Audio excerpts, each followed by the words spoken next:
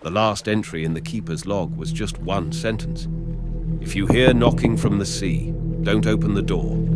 No one knows what happened after that. But a week later, the rescue crew found the lighthouse empty, the door wide open, the lamp extinguished, and seawater on the ceiling. This is the story of Henry Rourke, the man who answered a call no one should ever hear. My name is Henry Rourke. I was 48 when I took the job at Black Hollow Lighthouse. It was supposed to be simple. A quiet 3-week stint on the coast, tending the light, logging weather reports, and keeping an eye out for passing ships. I was running from something, divorce papers mostly, but also from the noise of a life I'd broken. What better place to disappear than a stretch of ocean no one cares about? The boat dropped me off just before sunset. The sky was orange, bleeding into purple. The air tasted like salt and rust. And the lighthouse, it stood like a bone-thin monument to solitude. A single tower, whitewashed but stained with age, wrapped in the cry of seagulls. Captain Morrow, the man who ferried me over, gave a strange warning before he left. Don't listen to anything that knocks after midnight, not even if it calls your name. I laughed, nervously, thought he was joking. He wasn't. The first night was uneventful. The wind howled against the glass, but inside it was cozy, old but livable. The lamp controls were functional, the logs were straightforward, and I found a stash of novels left by the previous keeper, a guy named Wallace. Funny thing, I never found Wallace's last entry. The logbook skipped from one day to the next, then nothing.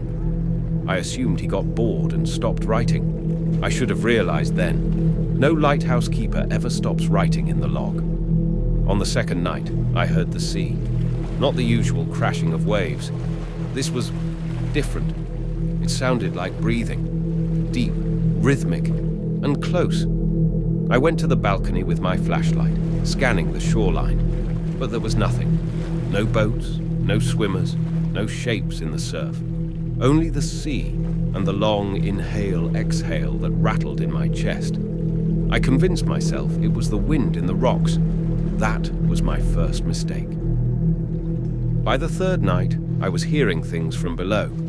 The basement, where the generators hummed, echoed with the sound of dripping. But when I checked, nothing was leaking. Instead, I found scratch marks on the inside of the steel hatch.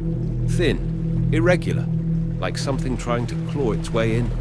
I ran my fingers over them. They were fresh, but I was alone. I had checked the whole structure, top to bottom. Or so I thought. I started sleeping with the radio on. It gave me a sense of presence, even though all I picked up were warbled maritime reports and static. Then, on the fifth night, I heard it, a voice in the static, whispering. It said, "Henry, don't open the door." I froze. No one knew I was here, not even my ex-wife, not my kids, no one, only the Coast Guard, and they'd never use my first name like that. I switched off the radio, and that's when the knocking began.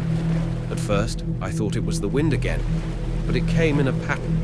3 knocks, pause, 2 knocks, pause, then, "Henry, let me in." The voice was soft, like it belonged to a child, but it came from the sea-facing door, the side that opened directly to the cliff and ocean below.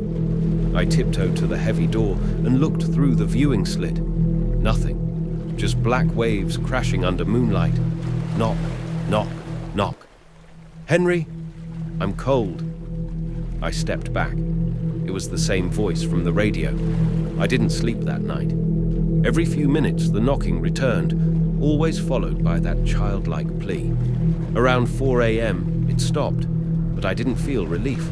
I felt watched, like the lighthouse was no longer mine. Daylight offered some comfort.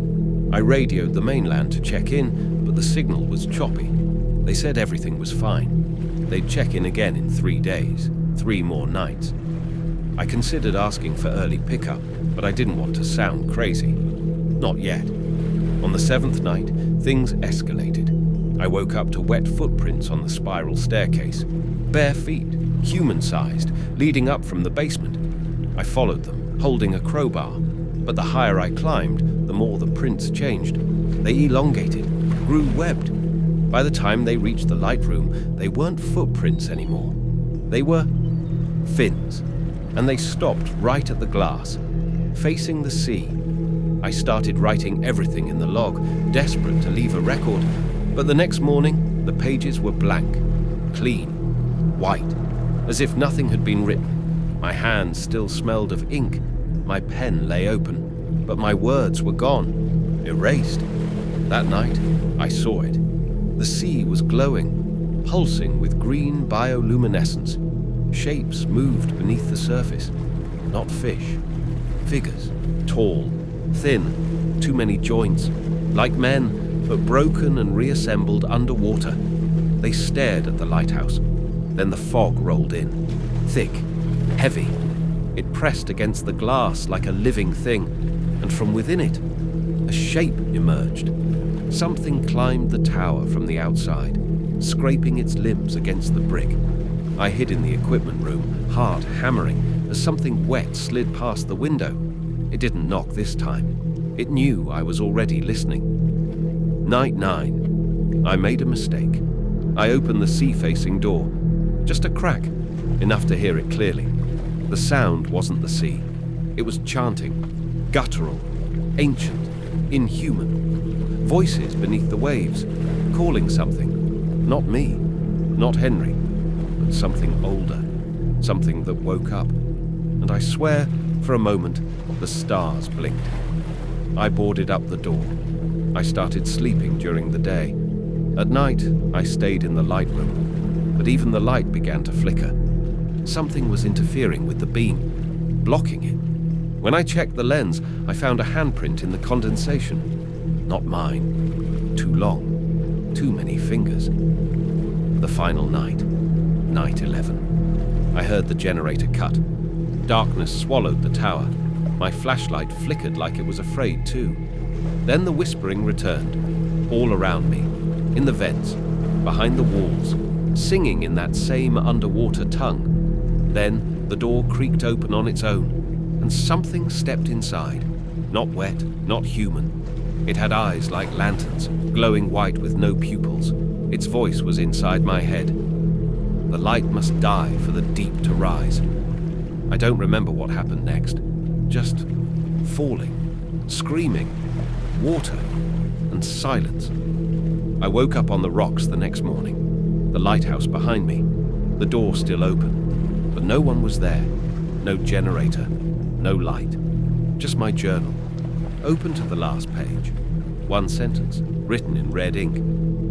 If you hear knocking from the sea, don't open the door. They found me 3 days later, wandering the cliffs, barefoot, clothes torn, skin covered in salt and strange symbols. They called it a psychotic break, said I was lucky to be alive, but at night I still hear it, the knocking, and sometimes, when I dream, I remember what I saw at the bottom of the sea, a city, alive, waiting and calling. Black Hollow Lighthouse remains sealed to this day. Locals say strange lights can still be seen when the moon is high, and if you listen carefully, you might just hear someone knocking.